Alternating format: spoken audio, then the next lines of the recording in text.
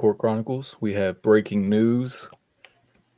D'Anthony Melton and 2 second-round picks were just sent over to acquire Dennis Schroeder. Or did I get that backwards? It's Schroeder and a second-round pick to the Warriors for D'Anthony Melton in 3 seconds.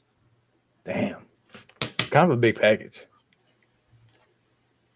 It's a lot of second-round picks. That's a lot of second. They're not valuable, but they're not great at drafting either. They hit on like who in the second round?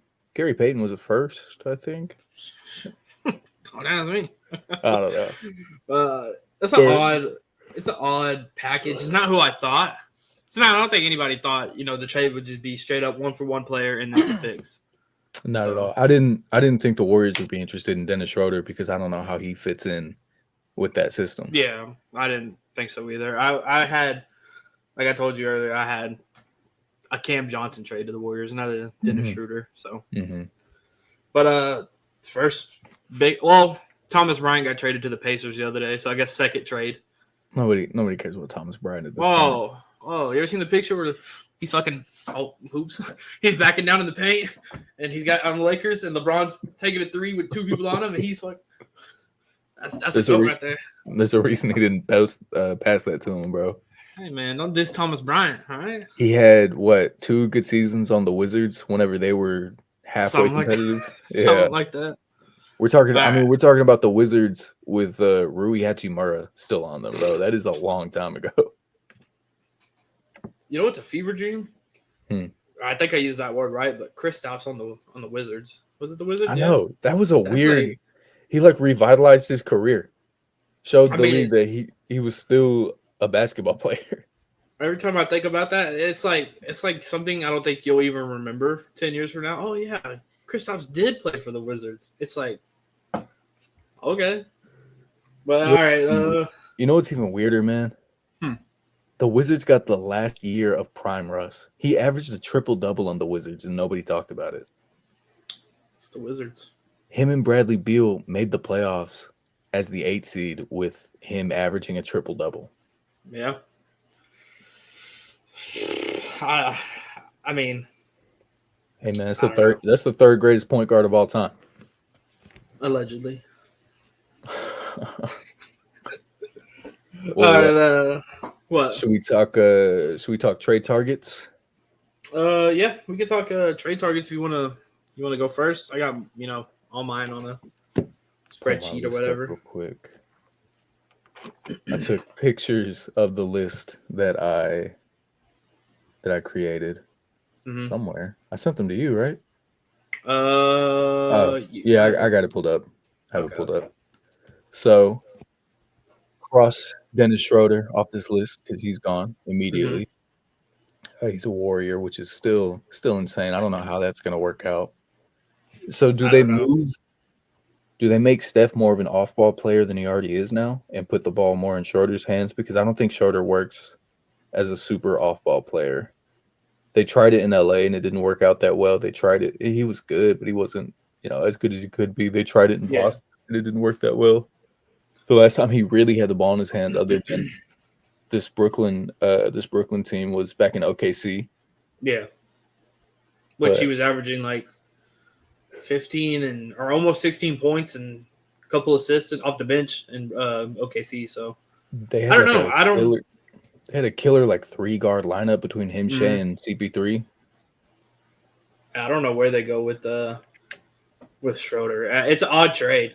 It's or at least it's odd to us, I should say. Maybe it's not odd to other people, but it's not what we expected to happen. So, I mean, it's more on-ball creation. I'm not sure where he fits in. Yeah, it's more on-ball creation for the Warriors. They didn't have anybody outside of Steph. I just don't know if he's the guy that's going to push them over and make them a contender, which is what I assumed they were going to try and be this season. Yeah. Well, I mean, he's looked good this season. You and I have previously talked before. Schroeder always has every 3 years a resurgence. Up and down. Up and down. So, I mean, he's been very good this season. So, maybe it will work. I'm not a big or an avid Warriors watcher, so I don't really know what's, going on there. I know they started off the season hot. I know Buddy Hield's been playing okay. Curry's Curry. It's always going to be Curry. Wiggins has had not a superstar year, but I don't know if Curry's Curry anymore, man. I mean, they're all getting old. 23 a game. That's it. They're all Shams or Shams. It's just the same trade. Same trade. Yeah, okay. Had me tripping for a second. So we get something else. I know. I get like three Twitter notifications every time he posts. But I don't know where Schroeder fits in there, but it's the Warriors. It's also Coach Kerr. So whatever happens, it's probably going to work. So we'll see. I mean, but all right, you want to start with whatever you got? Yeah, I got a list of players here. I want to do it like this. I have a list of players. I want you to tell me where you would want to see them end up. Okay. So, first on my list is Brandon Ingram. Phoenix. There's a lot of Pelicans here. Hey, man. All right. Let me calm down. Right, let me try again. Okay. Where you would want them to end up and where it makes sense for a team to acquire them. Okay. How mad would you be if Phoenix just got a second worse Kevin Durant and did the exact same thing that they're doing right now? Less money, right? Yeah, I think it'd just be less money. I mean, I don't know what we're trading for Brandon Ingram, but sure, it'd probably be KD. Probably. KD I think it would have to be. It almost has to be 1-for-1. No, you guys are a second apron team. Yeah, it would have to be 1-for-1 unless you could get a something about a third team. Yeah. Then you can kind of mix and match everything around, which it becomes way too hard at that point. What team would you want to see acquire Brandon Ingram?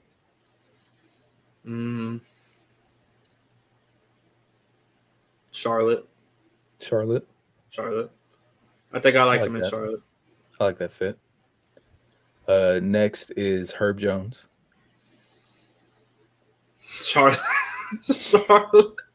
I don't know. I just like something about Charlotte. They're not the best team, but they're a really fun team to watch, and you could see that they have the potential. So adding somebody like Herb, who's going to give you good defense, and you already got somebody like LaMelo, who's going to give you good offense.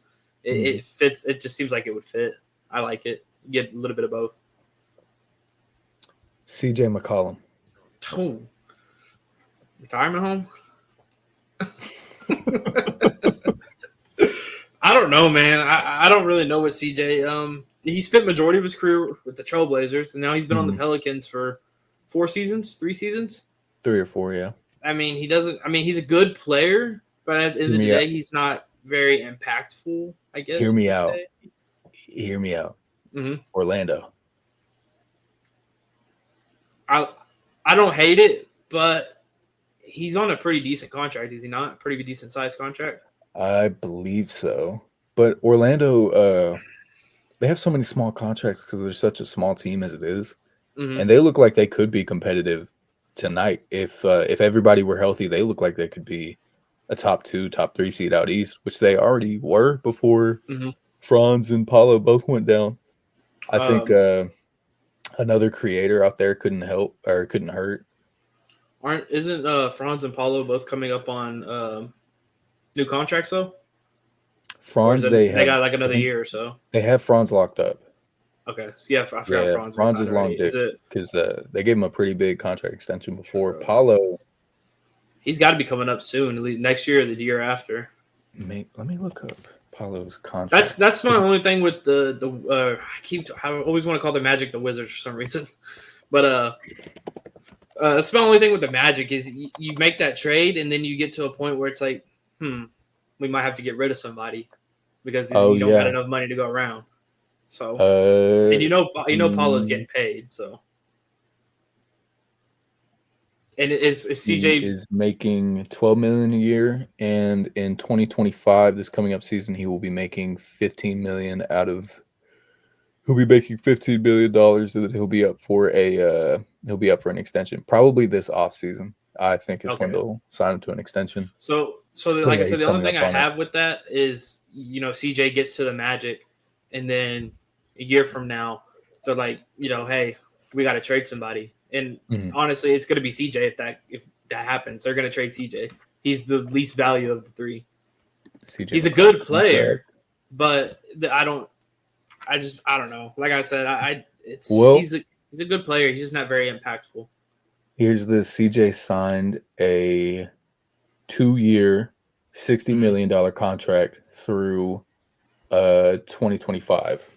So he's making $30 million right now. So he's making $30 million, but it's only this year. Just this year? You could wipe your hands clean of that after that if you don't want to re-sign him, or if you want to sign him for could. smaller money and flip him. If he takes a team friendly deal, I like it in Orlando. If Mm-hmm. he comes back next season on something team friendly that where they could pay Paulo, then I like it. Mm-hmm. I wouldn't hate it. Okay. We have another one that's kind of hard. We have Cam Thomas. I don't think they trade him at all. I think they keep Really? Cam Thomas. I just don't see the purpose. Maybe there is a purpose in trading him, but I don't see it, or I can't find it. He's a young guard. He's good. I mean, he's their per. Make sure I think he's like right. The 24. predominant. I don't know what the word is. He's their main scorer. He's the guy that gets the ball. Things like that. He's 23. So, Yeah. I've seen him in a lot of trade rumors, trade talks, because the Nets have a lot of trade assets, but I don't think they move off of him. I think they not necessarily rebuild around him, but when they do inevitably rebuild, which I don't even know if they are, or I don't know what's going on in Brooklyn right now, because they're kind of iffy. They're competitive, but only because the East is so weak this season. Yeah, that it's hard to not be. I wouldn't necessarily say they rebuild around him, but I think he is part of the future. So I honestly wouldn't see them trading him unless it's for something crazy like multiple firsts or something, which I don't even think anybody would offer that. No, I don't think some teams getting here. I'll give you 5 first. No, okay, maybe 5. Okay. Whoa! Oh no, hey, you get the picture. They got McHale for 5 first. I don't know how they pulled that off. They ain't looking too good. But all right, who do you got next? I have Cam Johnson. Near 7-footer, shoot threes. I got him. I have a trade cooked up for him. I think he would work well on the Warriors. I really do. I think he provides good floor spacing. Did that trade include 2nd-round picks or D'Anthony Melton? Because if it did, it's over. Let's find out. Nope. Actually, it did include 1 2nd-round pick, but we could probably change it around for another if there is another one. Mm-hmm. But I'd like. Well, I can't talk today. I like Cam Johnson on the Warriors. I think he would be really good. Dang, I can't talk. Floor spacer, and it would work out very well for them. He's a good shooter. He's a not mediocre defender, but he's not the best defender. But he plays defense, so I think he would work well in the Warriors. Okay. I've got what do I want to pull up next? Anthony Simons. I don't even know, man.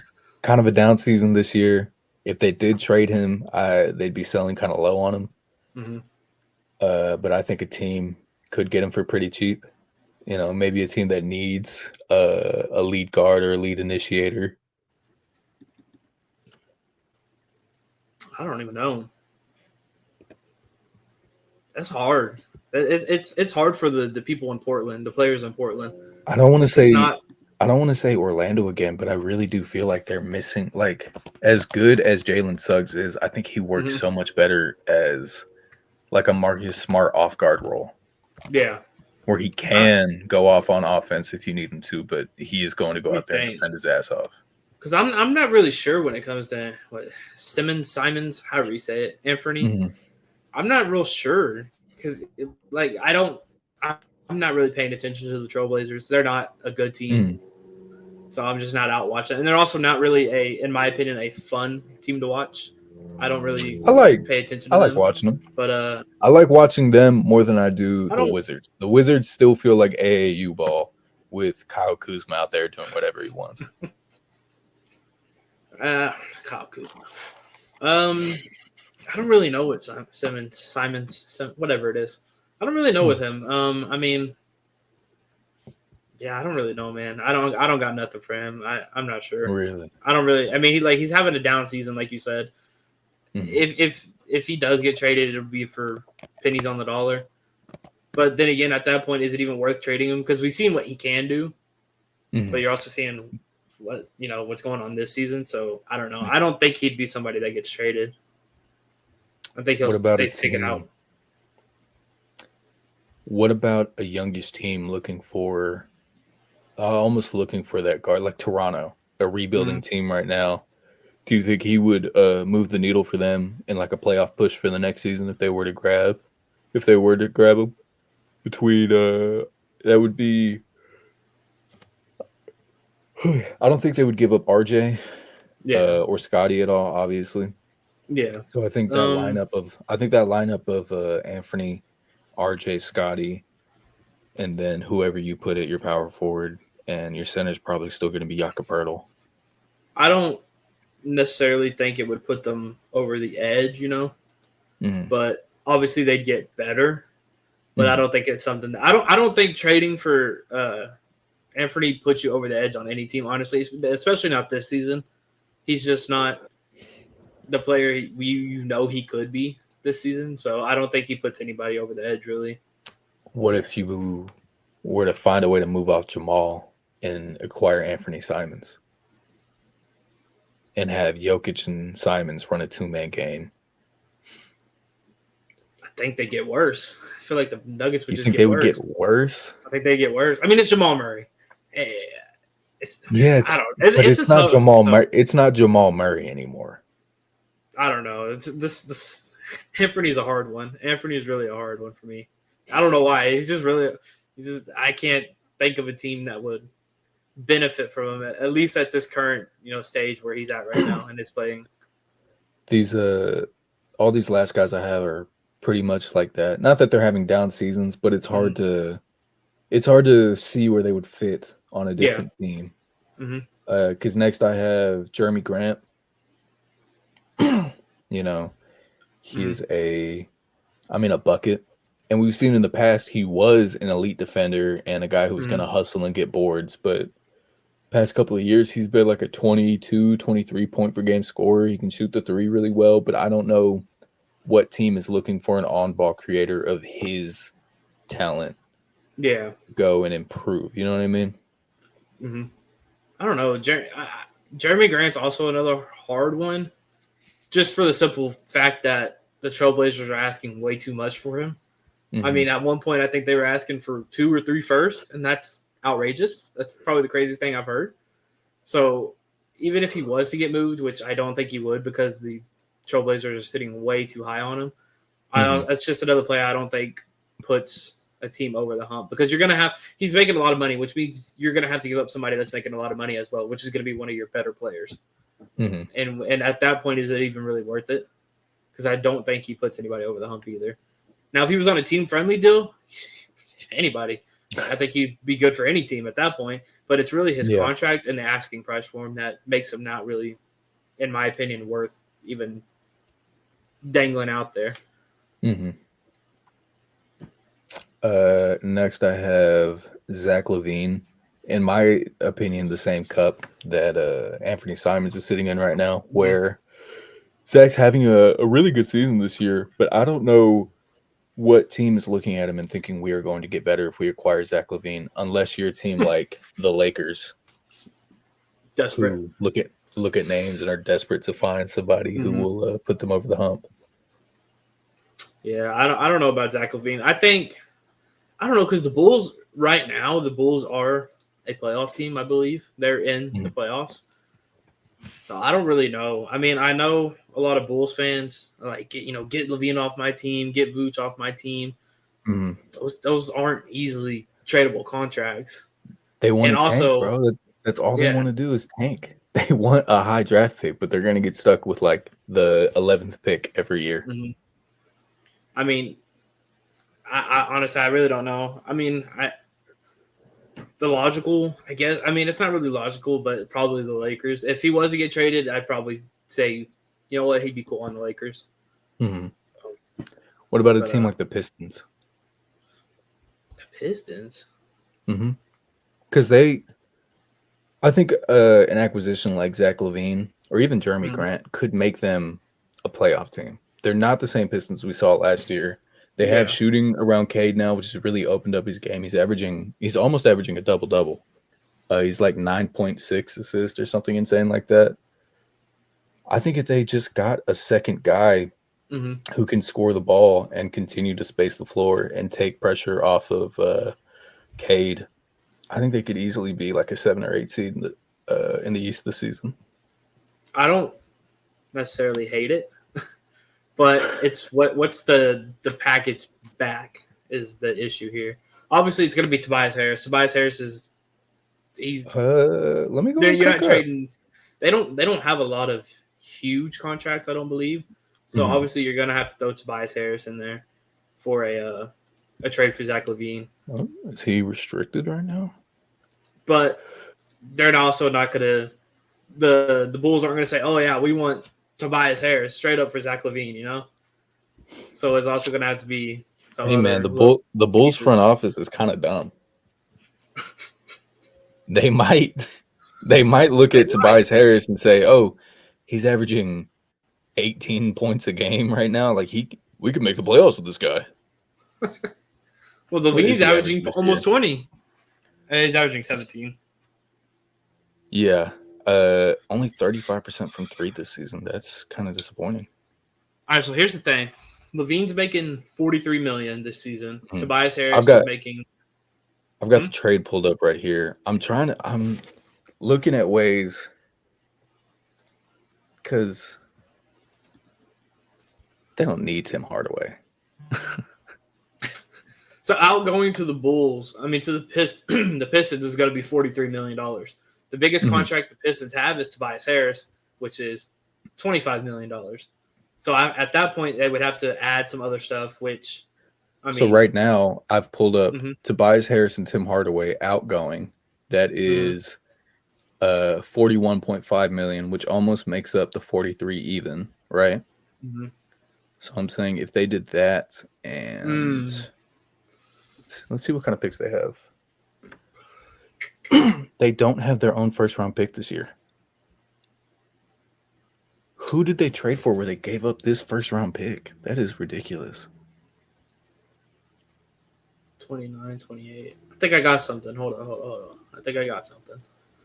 I'll throw it up on the screen. Just give me 1 second. I think I might have something here.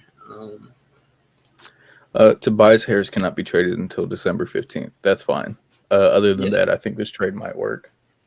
Here, so I pulled up Zach LaVine heading out for Tobias Harris, Tim Hardaway Jr., and a 2027 second-round pick.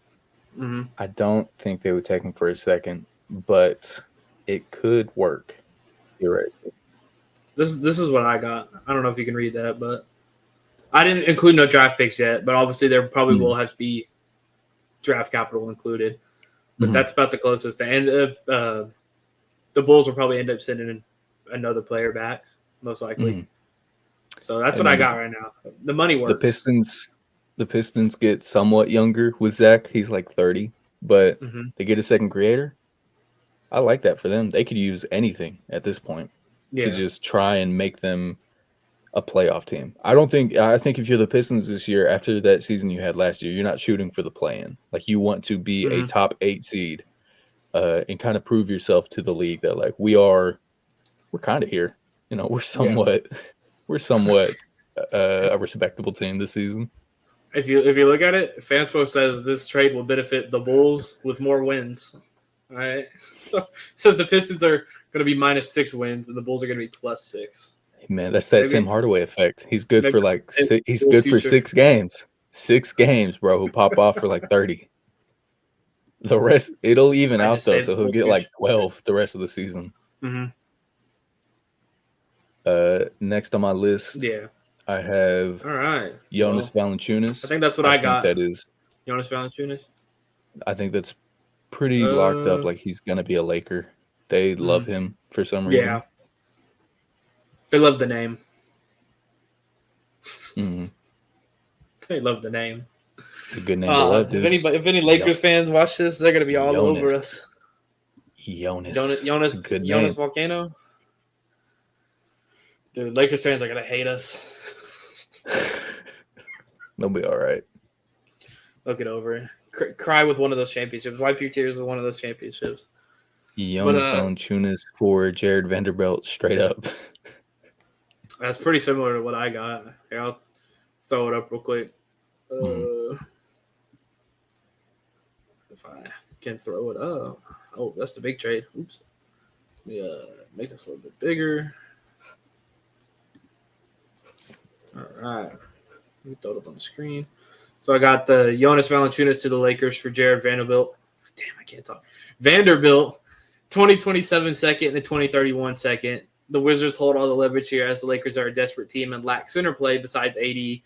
Getting Val gives the Lakers the option to move AD back to the 4, LeBron to the 3, and have a starting 5 of Reeves, Connect, James, Davis, and Valanciunas. And then obviously the Wizards just get a young guy. That's a championship team. Think so? No, not at all. But you think so? No, but they get better. They get better, and that's a second round exit. Anthony Davis already said before he doesn't like playing the 5. He plays it, but he doesn't like it. And then I think he needs to. I think he needs to hit his threes and his mid range shots if he wants to go back to playing the 4. Yeah, and he did that early on this season, but it's slipped. I think this is the only trade, logically speaking, that the Lakers could make to get better. They don't have the assets to go out and get. I mean, they have the assets, but it's going to come at a cost to go out and get somebody like Zach LaVine or somebody on a big contract. So, logically speaking, I think this is the only realistic trade they could make at an attempt to get better.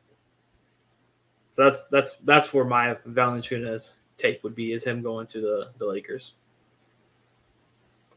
I like it. Next player I have is another Wizard. Malcolm Brogdon.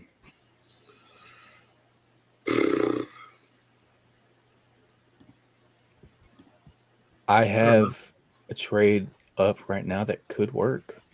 And guards are kind of hard for some reason. I can't think of anything for guards.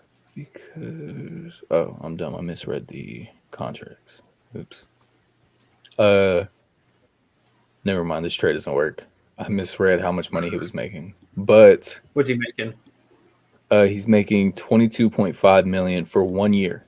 So whatever team gets him is going to have to re-sign him. Yeah. But I mean, at this point in his career, he's going to take a team friendly or something like that. Yeah, he'll take whatever. He's not getting a bag at this point, but he's not getting a max contract. But yeah, I mean, he's 15 points on 44-41 splits. It's not bad, dude. He's a quality, whether you want to make him a backup or you want him as your starting guard. He's a quality player to pick up for a team that's contending. I don't think I think Minnesota could use him. I was thinking the Bucks. See, that's the immediate team I went to, and I misread it, and I thought Bobby Portis and him were making 12.5, and I was like, that's perfect. Bobby Portis and 2 first. Get Malcolm in here. No. Other than that, the closest contract they have is Brook Lopez, but it might have to be a 1-to-1 swap. I don't know if they can even really. Yeah, I was about to say, are they can't aggregate contracts? Is that them right now? Oh, there's a couple teams that can't do it. Brook Lopez and Malcolm Brogdon straight up works, but I don't know what the Wizards would want. I guess they're getting rid of Jonas in our hypothetical here, so they would want to acquire a veteran center. So Brook Lopez could work there. Brook Lopez, first and second. I don't hate it. But you trade Brook Lopez for Malcolm Brogdon, then who plays the 5 for the Bucks at that point? Is Bobby Portis going to be your starter? They got Giannis. That boy can do anything. They got. I mean, honestly, he beat y'all playing the 5. Hey, he's gonna beat us when you got Frank Kaminsky at the 5, all right?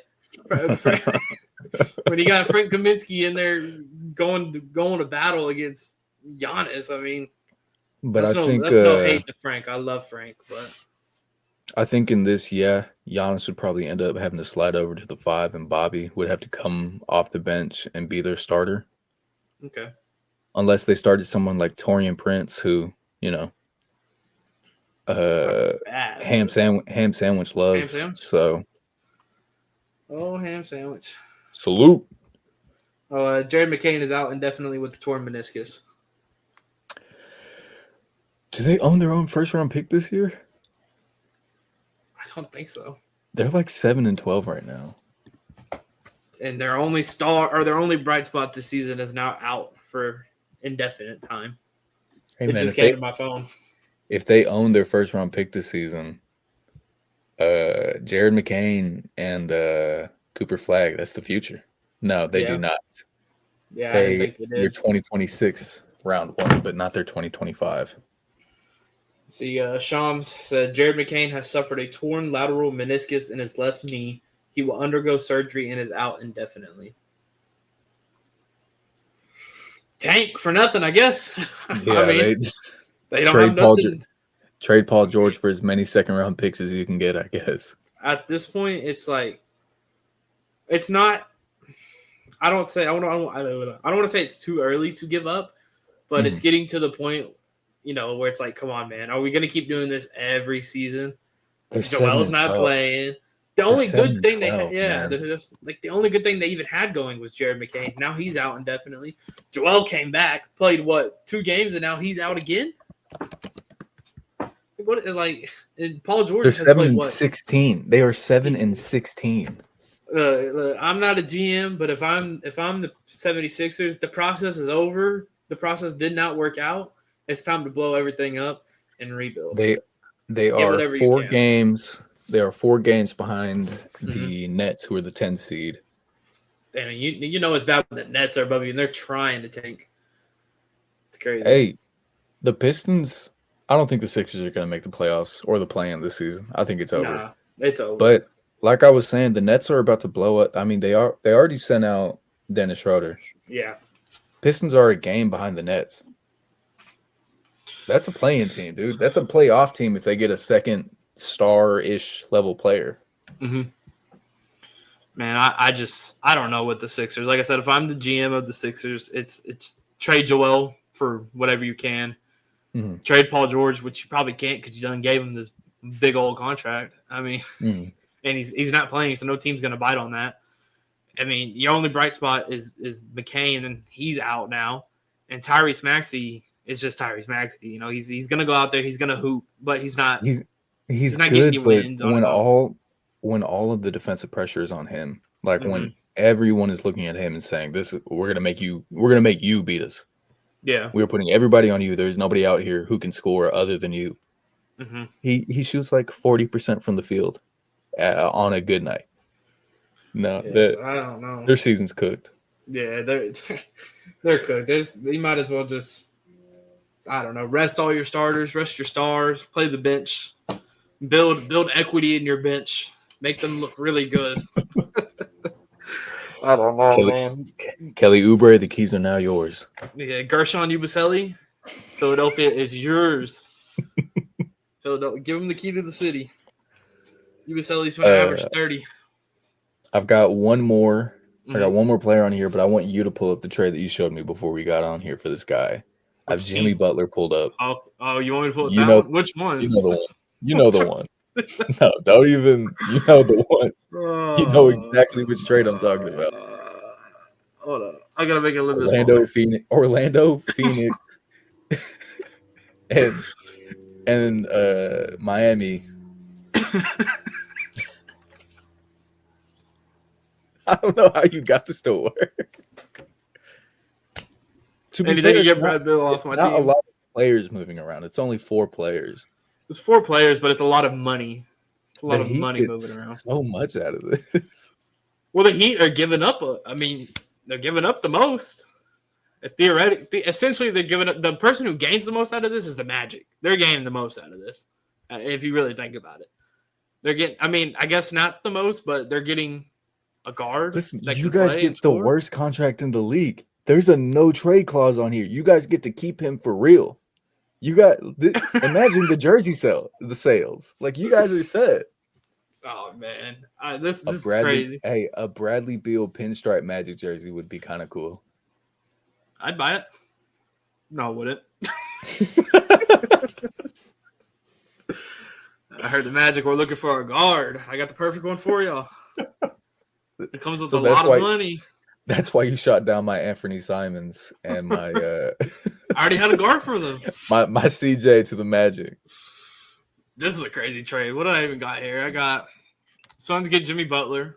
The Magic get Bradley Beal and a 2026 second from the Suns via Denver. The Heat get. Did I spell Jonathan right? I think I did. Jonathan, I did I spell Isaac right? I don't know, man.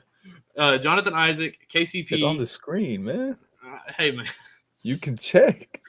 It's right down there.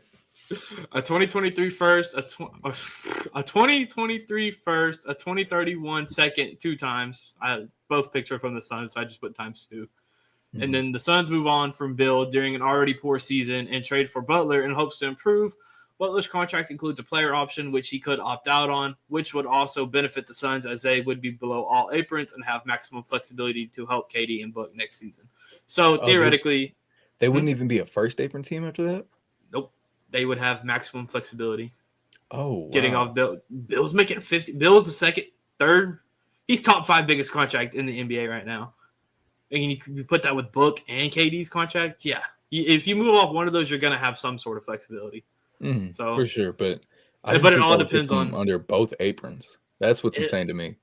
I think it just really depends on if Jimmy does come to Phoenix and he's like, man, I hate this place. Let me go ahead and opt out and go to another team, But I don't think he would do that. And then the Magic get another ball handler. Oh, sorry, what were you saying? I was just going to say, I think this is the last big Jimmy contract that we're going to see. I don't think another team can offer him anything. The only way he gets a max is if it's a desperate team. And he's like, you're going to give me $200 million? Okay. Yeah, but Jimmy doesn't seem like the type of player to be like, fuck it, I'll play in Washington for a couple of years. He seems like he wants to be in a winning culture. I don't think he wants to be on a rebuilding or a desperate team that needs somebody like that. So this is where it kind of gets. I said the Magic win in this, but they really don't. The Magic get another ball handler and a shooter to pair alongside Franz and Paulo for the season to compete for a playoff spot. But like I said, for the season, you got to pay Paulo. Bill has a no trade clause, and then you already paid Franz. So somebody's got to go at some point. How much longer is Brad's contract? 2 more years? Seasons. 2 more years, 2 more seasons. Damn. And the Heat get off Butler's contract. I don't think the Magic are going to take that responsibility of paying Beal for 2 more years. I got the Heat get off Butler's contract and don't have to take back a big contract, but instead split his money into 2 players that are easily flippable if they wish to do so. They also get 3 draft picks to help out in the future. I like this for the Heat a lot. I think the Heat win. I think the Heat win this trade pretty easily. I mean, there's going to be, even if they don't want to keep him, there's going to be a team out there looking for a Jonathan Isaac type. I mean, he's a good defender. He's an all defensive level player who can hit his threes. KCP, great shooter. This season, but he's a little streaky this season, but good shooter, good defender, and they get 3 picks out of this. In 2031, Denver. It's a second round, but still, I don't think Denver is still going to be competitive that time around. Yeah. The only thing, the Suns really, I feel like they might be the losers, but also could be the winners if Jimmy does opt out because they free up a lot of money. If they win a championship or lose Jimmy in the next year, that's a win in my book. Yeah. And the only thing that really sucks here is the first round pick leaving the Suns, the 2031 first, because we all know KD isn't going to be around in 2031. Hey, Book, unmarried, no children. We don't know, dude. He's got Twitter fingers, man. He's got nothing else to do. He's got to go get on Twitter. He's going to retire and become a full-time tweeter, an Xer. But Book might not even be on the Suns in 2031. I mean, he's going to be on the tail end of his career at that point. He's been in the league since 2015. He's going to be, getting towards that age where it might be time He'll to hang it up. So. He'll probably be in his like T-Mac era of like riding Teats benches. If he's still good, maybe send him to. There's this team out in kind of South Texas that I think he would do really well on. Honestly, you might as well send him there soon. You know what I mean? Like, there's no reason to wait for him to fall off. He's a ticking time bomb. At any point, he could just fall off. I think there's a team out in South Texas that could really use a player. Is it that team right there? Oh, this that team. Sorry, hey, there's this guy named Charles Barkley. He has this very, very, very good opinion about San Antonio. I think we should ask him about it. I don't know, man. He just doesn't seem like a San Antonio fan. And I mean, if Charles don't like San Antonio, then I don't think Book would like San Antonio, I mean, they're both Suns legends. Okay. Let's get off that. Okay. You want to go through some of my trades real quick that I got cooked up here? Yeah. Pull them up. Oh, that one's a little big. Hold up. All right, so we got the Herb Jones to the Hornets. Yeah, Herb Jones to the Hornets for Grant Williams and a 2028 top 10 protected first. The only thing I would change about this, when I was making it, I didn't think about it, but the only thing I would change is maybe another pick, whether it's a first or second, going back to the Pelicans, but it's unprotected is what I would put it as. Because hypothetically, if, like I said right here, it will cost them a 2028 first top 10 protected. If the rebuild goes well, or like it's supposed to, the pick should be a late first. But if it doesn't, they get stuck with Grant Williams' contract for the time being, and they're going to lose that pick if the rebuild doesn't do well. So then they basically sold Herb Jones for nothing. So the only thing I would do is probably add an unprotected either first or like 2 unprotected seconds or something to this one. I like that. I like the idea of Hornets getting a guy like Herb to play next to LaMelo and Brandon Miller for the future. Foreseeable future. I mean, Herb is 26. Both those guys are a little younger, but I think if you got a healthy LaMelo season and if Brandon Miller continued to develop the way he is, I mean, he looks like an incredible basketball player. Oh, yeah. Brandon Miller looks great. He's killer, dude. I know, like, when he got drafted, he was like, Paul George is my GOAT. You can tell when he plays who he models his game after. Yeah. But I think this trade can make him competitive for sure.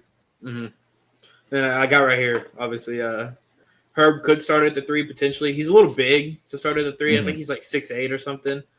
I'm not saying it wouldn't work, but it would just maybe be just a big rotation, I would say, on the tail end of it. But he'd probably come off the bench at the 4. That'd be a tall backcourt, bro. Between LaMelo being as tall as he is, Brandon Miller playing the 2, and he's like what, 6'7", 6'8"? Somewhere around. And then you have Herb Jones playing your 3. That's a tall backcourt, dude. That's some tall wings. That's a good defensive lineup, I think. I like that. I mean, I don't hate it, but honestly, if they did trade him, I said I don't hate it. I don't hate him. I'm the one who made it. I honestly would just see him probably coming off the bench, but I think they would test it out, maybe test the waters with it. And if it works, they'll run with it. If it doesn't, he'll just probably come off the bench. I don't think Charlotte has anybody you would bench. You would bench Herb for. I think. I don't know. They're not a very deep team. They're really not. Like the only thing they had going for them on their bench was Trey Mann and Grant Williams. Hey man, inefficient ball is the best ball. Trey Mann's not super efficient, but he looks so good when he plays. Balls. I like how he rocks the baggy shorts and the wristband on the arm and all that. Man, he just looks like a blast from the past. Looks like Lou Williams, bro. All right, what we got next? What do I got next? This is what I had. It's not a crazy trade. It's Cam Johnson to the Warriors for Andrew Wiggins and a 2026 second unprotected via Atlanta. The Warriors get a great floor spacer and a slightly better defender. Nets get another draft pick and another flippable contract if they wish to move Wiggins. I also noted in it, the trade is hard to make with other players financially, so the 1-for-1 makes sense logically. If it was to happen, it's, in my opinion, the most logical standpoint you could do it from without getting real in-depth and mixing around a bunch of players. Just do it straight up 1-for-1. They're both, averaging around the same when it comes to playing or points and all that. So I just think Cam looks better on the Warriors when he spaced the floor and all that. So I think he works better for the Warriors. And the Nets really aren't doing anything. So I just don't know if the Warriors are going to be willing to give up Andrew Wiggins I don't know if they for will. Cam Johnson. Yeah. They could probably slide in Buddy Hield at the 3 and let him be a floor spacer, but I don't think he's going to make up that defense that they'd be getting rid of on the wing with Andrew Wiggins. And then Cam Johnson would probably be playing their power forward in like a small ball lineup with Draymond at the 5.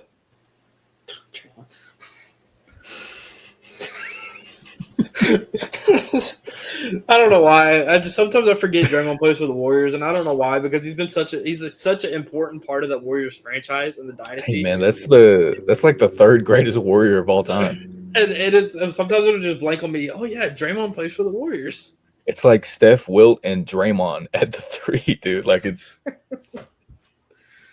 Draymond would do anything to run to the Lakers right now if he could. Oh my God, he leads Warriors in RB. I feel like every time we get like a LeBron possibly being traded to the Warriors, Draymond's like licking his lips the whole time. Get in the locker room. Come on. He's on his burner cooking up a tweet. Bron to the Lakers sounds like a good deal. They should trade Steph. His ass would do that. He'd be like, "Yeah, give me Bron. Bye, Steph." All right, let's move on.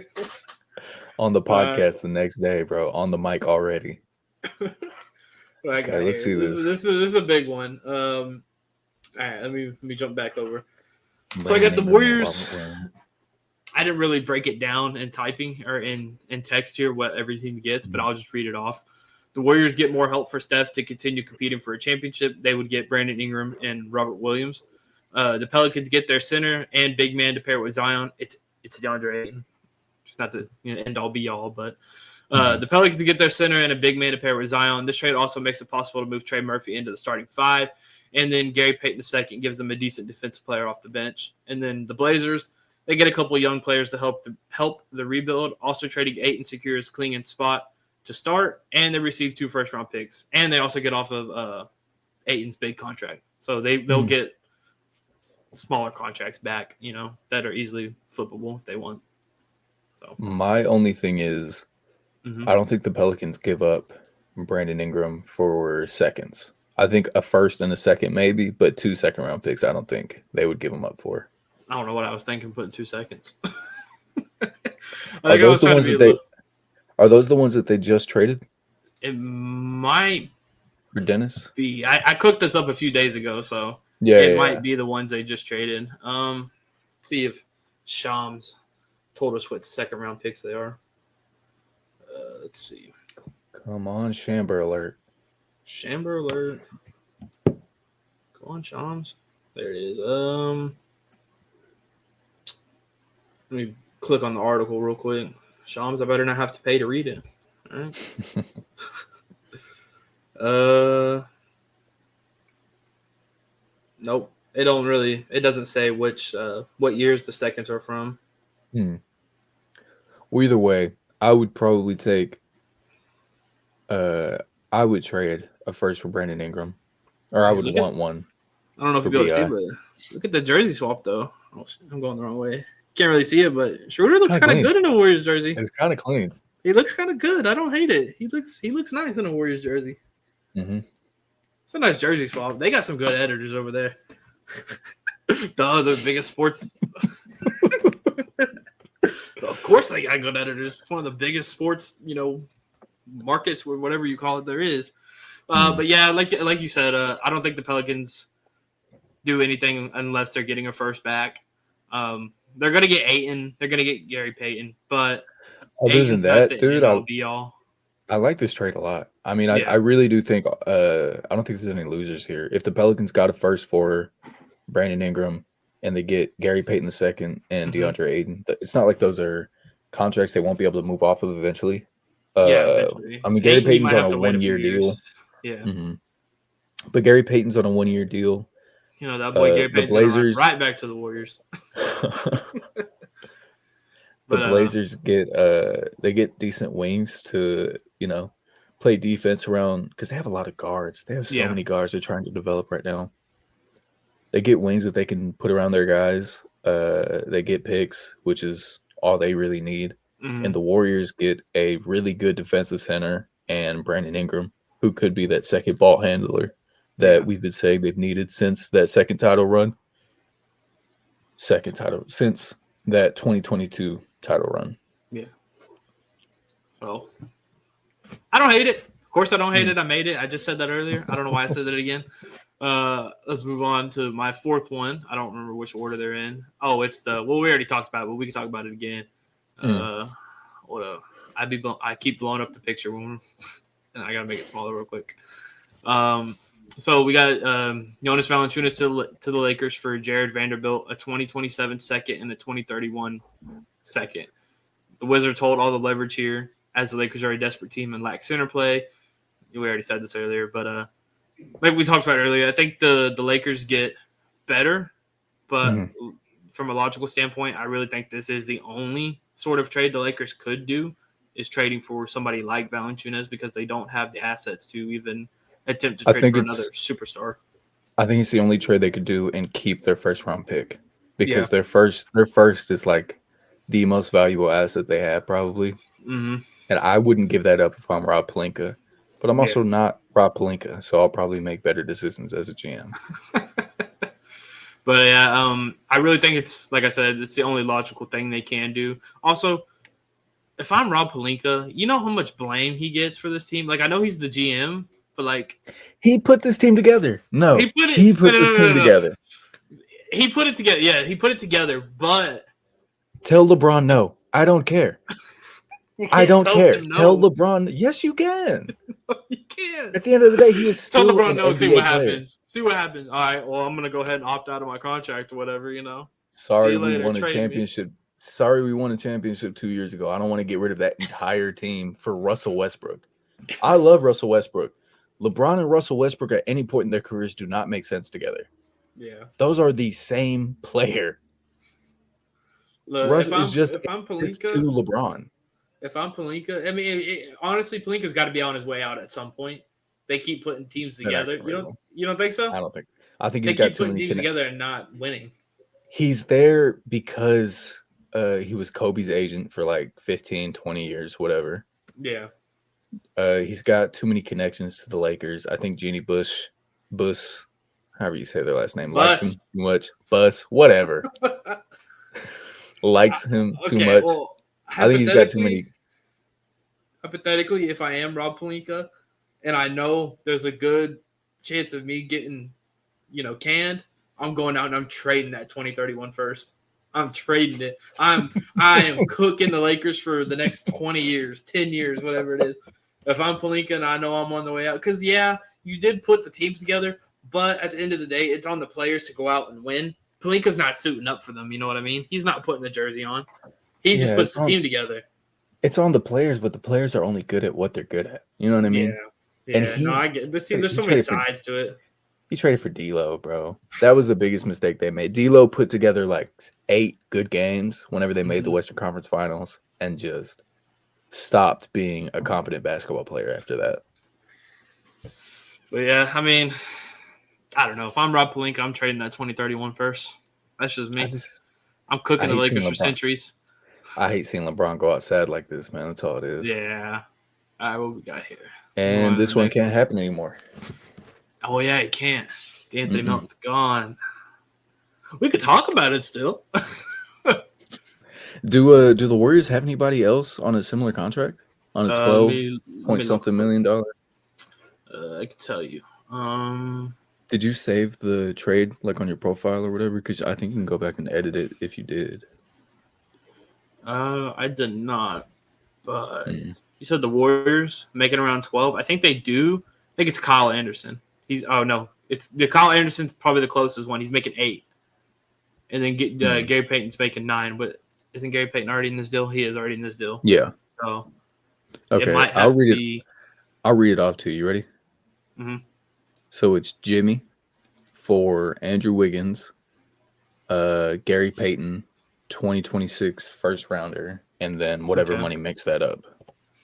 Let me see. If I throw Kyle Anderson in there for Jimmy Butler, I'm not even gonna do the picks. I'm just gonna see if that works money wise. It doesn't work money wise, so it just wouldn't work. Kyle, or what does it say? Warriors are unable to complete this trade since they are now over apron team. Damn, I can't read. Since they are now an over apron team after this trade, they are only able to take back 100% of the salary they're sending out.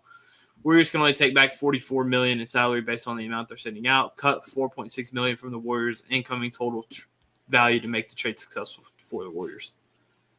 So they would be over money slightly, which I don't see how. It wouldn't make sense to me.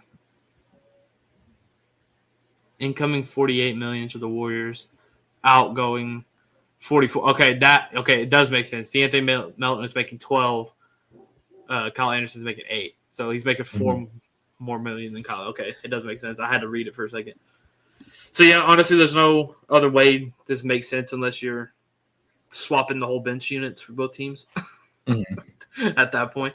So yeah, it can't happen anyways. Melton got traded, but it's something that I had cooked up the other day. But we'll go ahead and cross this one off the board. Everybody watch it go bye-bye. There it goes. I might have something. I got to cut $3 million from what I just did. Okay. From what the Heat are intaking.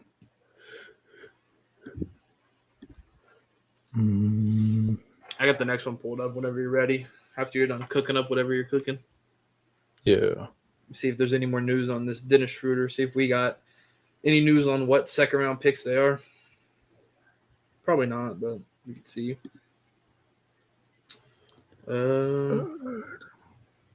We do got this. Players averaging 18 points or 18 plus points, 5 plus assists while shooting at least 45% from the field, 35% from the three, and 85% from free throw. It's Dennis Schroeder, Steph Curry, and a couple other guys. So they're getting back in it. Kyrie Irving, Damian Lillard, Darius Garland, Brandon Ingram, Tyler Hero, Stephen Curry, Dennis Schroeder. Okay. Feels like a very cherry-picked list to find a way to get Dennis Schroeder's name in with all these guys. Yeah, I mean, there's a lot of statistics here. They're averaging over 18 points, over 5 assists, while shooting at least 45% from the field and 35 from the three, and 85 from the free throw line. So I like it. It's a good group of names. It's a good percentages if you ask me. I mean, 45 from the field. I mean, that's decent. 35 from three. Could be a little better, but that's a respectable shooter at the very least. And then almost 90% from the line. I mean, I'll take it. Like I said, it's really just how he fits into the Warriors rotation. That's like we said earlier. But it's Steve Kerr. He'll make it work. So they still haven't talked about which second round picks got sent out. See, yeah, that's all I'm wondering about for this this trade, because I want to know what years they gave up those picks for. Not that second round picks are super useful, but I mean the Warriors find scrappy guys sometimes, so that those could have been used to find another Gary Payton, or it could be used to find who else have they picked up. I mean Draymond was a second round pick. They hit on those every now and then, so I think those could have been useful for the future. But I don't know. I think if you have Steph, you're not worried about the future until he just completely falls off the cliff. Let me ask you this: 4 hours ago, it was reported that the Chicago Bulls are reportedly seeking first-round picks for Nikola Vucevic. How many do you think they realistically get? One. Yeah, and then I think Vooch is having a hot season. I don't know how long that lasts.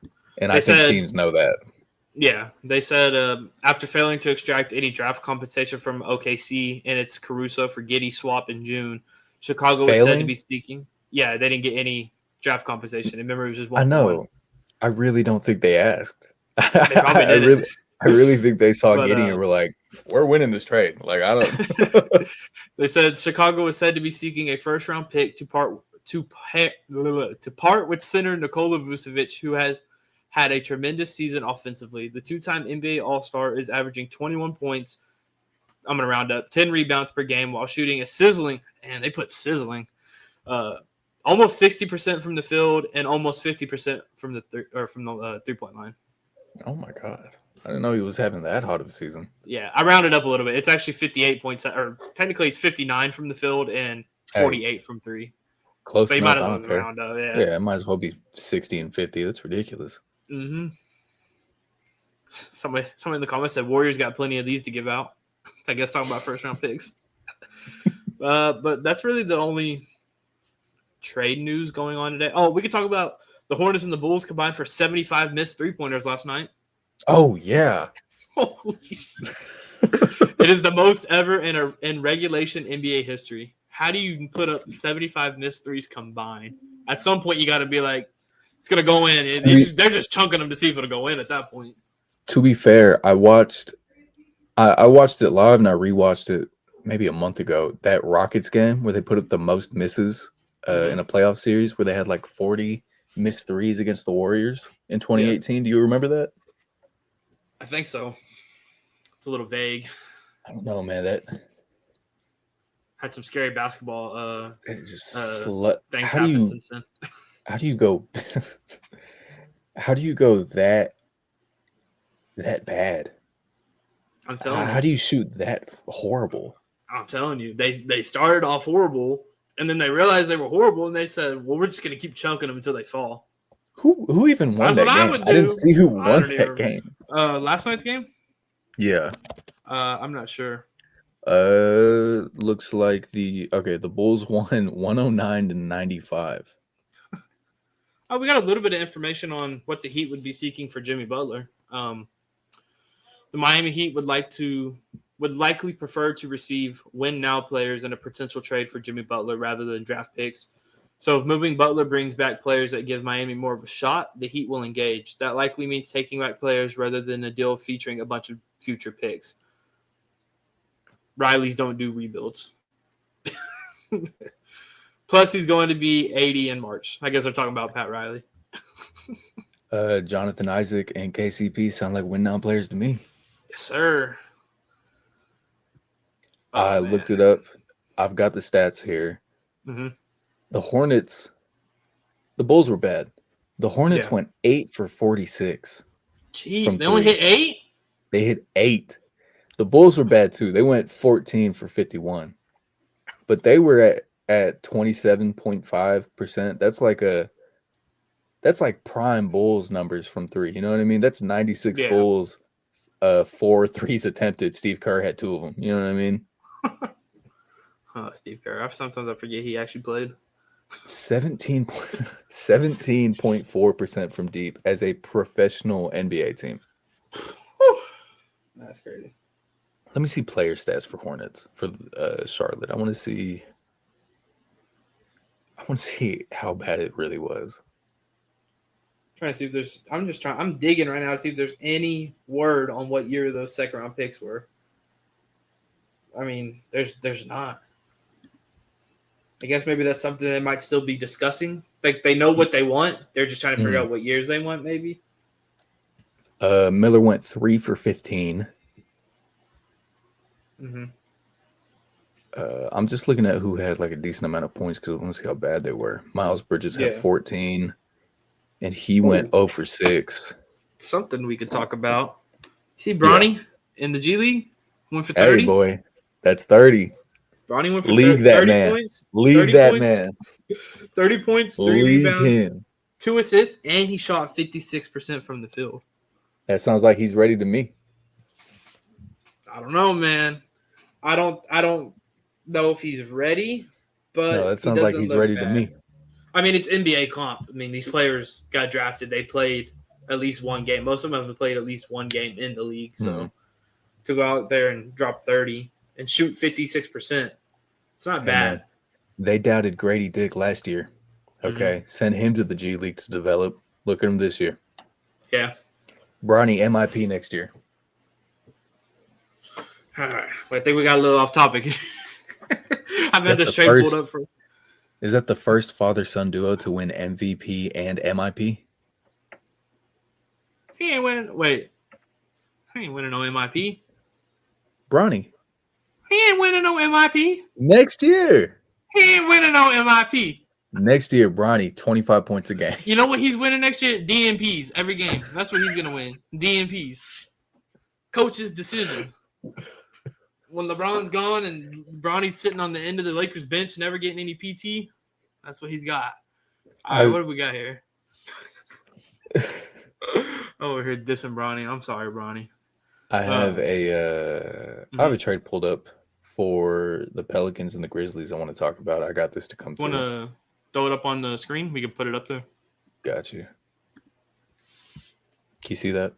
Yep, yeah. It's already put up on there. So I've got Brandon Ingram going out. He's making $36 million for this next year. And the Pelicans would receive Marcus Smart, Brandon Clark, Jake LaRavia, and 2 first-round picks. I don't hate it. Actually, I like it. I think Ingram helps out the Grizzlies a lot, obviously. That's why you would trade for him. But I think the Pelicans would be the winners here. They get Marcus Smart, they get Brandon Clark, they get 2 firsts, they get 2 flippable contracts. Marcus Smart making $10 million a year. That's an easily flippable contract to a contender who wants a defensive guard. You get Brandon Clark, probably won't get traded, but if you could trade him, that's maybe some more draft capital. Yeah, I think you could flip Brandon Clark for. I mean, he's 11 points in 18 minutes on a really deep team right now. You know what I mean? Yeah. The Pelicans are probably, or not the Pelicans. The Grizzlies are probably the deepest team in the league right now. I look, if I'm an opposing team during a trade deadline, I'm looking at some of their end of bench guys because they have guys who can hoop. And if you need depth, you're probably looking at the Grizzlies and trying to flip something for them. Yeah. The only L I think the Pelicans take here is Jake LaRavia. He's going to leave. He's not re-signing with the Pelicans. He's going to go to – cause, I mean, he's not a bad player. You know what I mean? Like some team is going to give him decent role player money, you know, a decent size where he's going to make 12, maybe 13 million a year or something like that. So I don't think he would stay with the Pelicans. I think that's the only L they end up taking. Hey man, if they offer him enough money. Yeah. I mean they could, but I don't know. Hopefully whatever voodoo magic is haunting the Pelicans right now. Crawford's Bulls and Zion.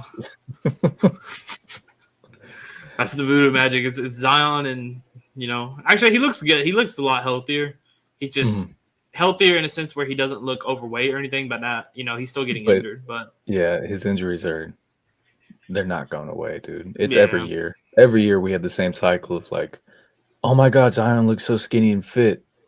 And then, oh my God, Zion is doing great for these first 6 games. Zion out with a knee injury. Zion out with a hamstring. It's a lot of hamstring with him. Zion out with a hamstring. I don't know, dude. You want to go over this last trade I got? Yeah, pull it up. All right. So we got Suns get Jimmy Butler. We talked about this one earlier. The Suns get Jimmy Butler. The Magic get Brad Bill and a 2026 second from the Suns via Denver. The Heat get John Isaac, KCP, a 2023 first, and a 2031 second ×2. All the picks are from the Suns. So the Suns move on from Bill. Like I said, I said earlier. Wait, I didn't realize that. All of these picks are Sun picks? I didn't even catch that. They are. Before. Yeah, they're all Suns picks. You just don't care about your future at all. They're not that. The only bad pick here is the 2031 first. We still have. I guess you could. But you guys don't have any picks right now. Like, this is it. These are all your tradable picks. Dude, I'm just trying to win a championship, man. I just need to see Book get a ring, man. That's all. I just need to see Book get a ring. All right, we almost had one. Look, we almost had one. Get one. There's a team where you can get one. Look, man, we almost had one, and then Dario Saric tore his ACL. All right, Dario Saric was our man. All right, he was doing so good, and then boom, there goes the ACL. I'm sure. Oh, man, I get so mad. I'm sure it was the ACL and not the fact that Giannis went off for 40 in those last 4 games. Well, I mean, I'd go for 42 if I got Frank Kaminsky locking me or guarding me. Well, they No, switched him no, to it the wouldn't. 5, so it's not even like he had Sark on him at that point. He had Ayton. Ayton was his Yeah. matchup. I honestly, I would die on this hill. We lost because Dario Saric tore his ACL. I would die on that mountain, the hill. I will plant my flag and die there. We lost the finals because Dario Saric tore his ACL. I think y'all lost because y'all got the last healthy season of Giannis that we've seen in a while. He got hurt. He got hurt in the playoffs and then played through that injury and just has not. He hasn't been healthy for the playoffs since, and they can't win without him. So yeah, dude, I was so excited. I remember the little when they flew back from advancing to the finals after beating the Clippers. Mhm. All the Instagram stories, the posts, all the fans out there. Frank Kaminsky on the car holding stuff. Oh my god, man! Dude, I called you. I called you when y'all went up 2-1. I called you because I was at work at Dairy Queen. I still worked there. And I was like, you guys might steal a ring from Giannis right now. And you went, dude, I think this is real. Like, this could be it. Dude, I was so happy to finally see Chris Paul in the finals. And I was like, Chris Paul is going to get his ring before he retires. It's going to be like, That is kind of sad. It's going to be the story. It's going to be. I didn't like Chris Paul for a long time. I respected him because, it's one of the greatest point guards we've ever seen. Yeah. In my opinion, that's like the second greatest playmaker that anybody's ever watched play basketball. But I hated him for so long because he's a dirty player, yada yada yada. Yeah. Man, he's on my team. I love seeing his ass go out there. Honestly, and lobs. I don't think has he done some questionable things? Yeah, but honestly, I don't think he's dirty. He just has a super high IQ when it comes to the game, and he knows the things he can get away with and the things he can do that looks dirty, but it's really not. I mean, there's no rule saying you can't, do whatever the thing he did. So I mean, oh man, that was I cried. I cried when we lost. I'll tell you right now, I cried. I cried real tears when Drew. I don't know if it was the last game. I just remember it vividly. Drew Holiday getting the steal, going down and scoring. I don't know if that was the final game of the finals or if it was like the second to last game, but that shook me. I was like, man, we're cooked. We're done. It's over. Drew Holiday gets the steal, goes down and scores. It's like, man, it's over. It's over. I was so sad, man. I was so devastated. I was so happy last year though to watch the Mavericks get spanked. Oh my god, that shit made me so happy. I hate the Mavericks and I hate Luka Doncic. You wanted Boston to get a championship? I wanted Boston to win so bad. I hate, dude. You should have seen me hate posting after every Mavericks L. I did. Every Mavericks L, I was hate posting. I think I still got the post. I might be able to show you or show the camera real quick. Hold up, I got them saved somewhere. I just saw them yesterday. I have been a fan of Jaylen Brown since he got drafted, and when I found out that San Antonio denied a trade because because Boston wanted Kawhi and they would have given us Jaylen Brown. Yeah. We could have had Jaylen Brown on our team right now. I really do think that if we had kept DeJounte Murray and had Jaylen Brown, we could be, and we still would have had LaMarcus Aldridge at that point. I think we could have been a super competitive team. But hey, you know what though? All things happen for a reason. All things happen for a reason. God works in mysterious ways. Yeah. And now we've got this 7'4" French freak out here. Oh man! If it wasn't, this is probably a little off topic, but if it wasn't for LaMarcus Aldridge getting traded, we might not still have LaMarcus Aldridge. Because when he got traded, they did the physical, and he had that. I don't remember what it was or something. I think it was something. He had a heart condition. Yeah, he had a heart condition. So the same thing that Chris Bosh had. That made him not be able to play. It's a good thing he got traded. It's honestly a good thing he got traded. I'm trying to find my hate post. Hold up. I'm looking for him. I was hating, and I don't even know if these are actually hate posts, but like after every win, the Celtics, it's hard to see. I was posting. So, dude, it doesn't pop up sometimes. But here's a Kristaps when he put up 20 points, 3 blocks, 2 3-pointers made. I said, thank you, Celtics. 1 down, 3 to go. Here's Celtics take a series lead 3-0. Thank you at Celtics. Thank you Celtics. Like they're gonna see it. Hacking the Celtics. Here we go.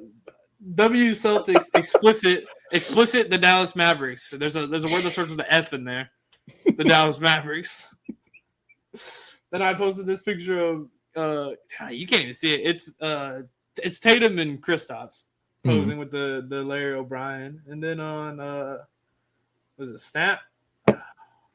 You know I had to post it on Snapchat since we live in Texas. All the Mavericks fans up here. I had to let them know about it. I don't know if it'll. You can't read it, but it's JJ Barea. It's an old Mavericks meme. Oh my god! It's JJ Barea. It says Mavs, and it's him with his arms in there with the ball, like shocked, and it says Mavs fans trying to figure out how they blew their lead. Dude, I was. Oh, and then this one, I guess when Luka underperformed, I don't know why I'm showing it. I can't see it. It says Luka Doncic in the fourth quarter of the 2024 NBA Finals, 3 games, 8 points, 3 for 15, 0 for 4 from 3, 23% true shooting, failing to show up when it matters the most. I posted the hell out of that. I wanted everybody to know how much of a bum Luka was. I forgot how bad of a series he had. I hate the Mavericks, man. I hate them. Except for Harrison Barnes. I love Harrison Barnes. And Dirk. He's not a Maverick anymore. And Jason Terry. And Charlie Villanueva. You don't like Dirk? I said Dirk. You didn't say Dirk? And you started with Harrison Barnes. Hey, man. Oh, and Dennis Smith Jr. All right, maybe I don't hate all the Mavericks players. R.I.P. His career. I mean, he's just not it's like, did I miss something? Did I miss the news? I was about to pull out my phone. Oh, dude, I was hating big time on the Mavericks finals run. I hate the Mavericks. All because Luka hit, a couple game winners on y'all? Because Chris Paul hits the 3 to cut the lead to 40? Dude, you know how many people still troll me with that? Dagger 3 to cut the lead to 43. I get trolled so hard with that. Almost at least once a month, probably. Maybe once every 2 months. Maybe so it's not that hard, but when it happens, it hits deep. All right. It's like stabbing me in the heart and twisting it, man. Like that's so mean. Why would you say that to me? Did the Mavericks play y'all in their Western Conference Finals run? Where they lost to Golden State?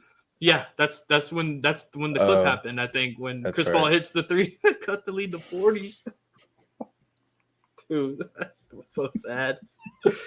Dude, I was so hyped that season too. I was like, oh my god, dude, we look so good. Mavericks come to town. We blew every game. I thought the Mavs were gonna win the finals that year. Oh, I'm so glad they weren't. I was the biggest Warriors fan. I was the biggest Warriors fan. Because that was the Marcus Smart Celtics. Mm-hmm. They still had their issues of like taking too many threes, and it wasn't super efficient because they had Marcus Smart instead of Derek White taking them. You know what I mean? And they had the like my turn, your turn between Jason Tatum and Jaylen Brown, and they still have all that. They just figured it out somehow. I don't know how. I mean, I guess it helps if you get Kristaps Porzingis, Derek White, and Jrue Holiday to replace 3 starters on your team. Oh man, you want a player? Share screen. It's Poeltl. Yeah, it's like weird. It's like a weird spell. I ain't gonna lie. I one-shotted this one day. I looked at the silhouette. It was David Roddy. I one-shotted it. First shot. I was like, that's David Roddy. Let's not do silhouette yet. Let's do silhouette when we hit like 5. No silhouette yet. Let's hit 5 guesses and be like, all right, if we don't get it here. Okay. Right. Just try and think of an anybody player, guy who we can go off of. I'm thinking like a 6'6" forward guard kind of. Mason Jones. You know what? Try Mason Jones. We'll find out what team he's on. Mason Jones. We'll find out what team he's on. Oh my god! Okay, he's a guard. Okay, he's a guard. He is. I forgot what yellow means. He's within like Close 3. Match. Yeah. So he is 6'5" to like 6'7". Okay, he previously played for the Sacramento. Yeah, Sacramento. Okay. Mm-hmm. But he's not in the Pacific. No. Okay. And he's older than 26, so he's at least at least 30, and he's at least number 11. Yeah, these are all current players. Okay, so these are current players. So who played? Harrison Barnes. Played? All right. Harrison Barnes. Is Harrison Barnes a guard? Yeah. Right? I think he's a forward. I mean, he's like back and forth. Scotty Barnes? He's 32. Oh my God, we got the age. It's a 32-year-old player. And he's a guard. His number's higher than 40? Oh, okay, so this is a high number. This is a high number. And he's Harrison Barnes shorter is than 6'8". I thought he was like 6'6". We still don't have the conference or division. So we know it's Eastern Conference player. Yo, it's Eastern Conference. Okay, it's an Eastern Conference player. He's 32 and he used to play for Sacramento. Harry Giles. Just kidding. He's not even in the league. I don't know, man. Who's Sacramento gotten rid of recently? Oh, wait. You got it? Maybe. No, I thought it was Davion Mitchell. I don't know why he's 32. I don't know why I put that. I wasted a pick. Okay, but this guy used to play for Toronto. Oh my God. He used to play for Toronto. He's about 6'6". It's a guard in the East. Higher than 45. Yeah, he's a high number. That's a crazy number. Bismack Biyombo. Just kidding. Damn, this dude's a 6'6" guard. This is a tall guard. Dude, it's gonna be some player we should know. Watch. Oh, for sure. Oh, man. I'm trying to think of these past like Kings and now I'm thinking of Toronto teams, the past Toronto teams. Oh man, I don't know. I mean, if we could nail down the division, it'd be a lot easier. We could get the division. Okay, so it's East, right? We know that. Yeah, we know it's East. We know he's played for Sacramento. We know he's played for Toronto. And we know he's a guard. And we know he's 32. Mm-hmm.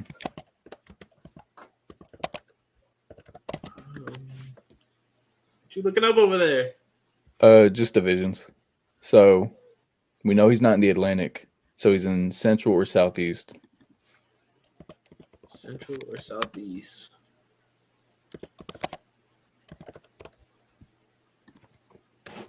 I'm trying to think. Okay. So yeah, hold on. I need divisions too. Yeah, I'm not good at them. The Central Division is Chicago. It is Chicago, Indiana, Cleveland, Detroit, and Milwaukee. Okay. A 32-year-old guard on any of those teams? I was about to say Tyrese Halliburton. He never played for Toronto. He's not 32. I know. Oh my. God. We know he plays in the East. Uh-huh. That's all we know. Oh my. Okay, well I don't think it's Central then. So then it has to be. I know who it is. If I'm wrong. Wait. Bogdan is. Oh, I got it wrong again. I was about to say Bogdan. 6'5"? Okay. So 6'5", 32 guard. Oh my God, this guy's played for Atlanta too? Who is this guy? Al Horford? No, Al Horford's never played. I don't know why I said not a guard. Al Horford's not a guard. Dude, who is this guy? This dude played for Sacramento, Toronto, and Atlanta. Okay, pull up the silhouette. That don't help. That looks like J-Dub. Like that. Dude. Oh my. I know Karis LeVert has not played for this many teams, and he's not. Karis LeVert has only played for the Nets and Cavs. Mm-hmm. Oh my God, dude! We should do this every pod. We should just do this at the end. I like this. This is fun. Yeah, this is fun. Oh man, who is this guy? What the hell is this? It's got to be some. I don't want to call him a bum because he's in the league, but it's got to be some bum sitting at the end of the bench playing for this many teams. He's already 3 teams in. Okay, well, he's Central. He's Central Division. We know that. Central? Yeah. Bulls, Cavs, Pistons, Pacers, Bucks. Oh my God. I think I know who it is. You said that last time. I know it's DeLon Wright. It has to be DeLon Wright. It has to be. Oh my God, dude. It took me a second to connect the dots. It took me a couple seconds to connect the dots. I forgot he was on Milwaukee. I forgot his hair's grown. I remember him with like a fade. Yeah, he used to have like a crop, dude. It was gone. Dude. Oh my God. I started piecing it together in my head. I was like, wait, I've seen DeLon Wright in a Raptors jersey. Then I was like, but I've seen him in a Kings jersey too. But I've also seen him in Atlanta. I forgot he played for the Kings. Dude, I don't know why. It was on the I started piecing it together by teams. Okay. I think that's everything we have for the trade deadline coming up in this upcoming trade season. I think a lot of teams are going to shake things up. There's a lot of players. I think this will be the most interesting trade deadline we've seen since like Brooklyn gave up KD and Kyrie. So I'm excited for that. But I think that's all. We'll come back next week. Probably talk. I don't know. You want to talk All-Stars? Potential All-Stars? We could build our All-Star teams next week. Oh, that'd be cool. I like that. All right. We'll be back Sunday. Next Sunday, whatever day that is. It's a Sunday. We'll see y'all next Sunday. All right. All right. Salute.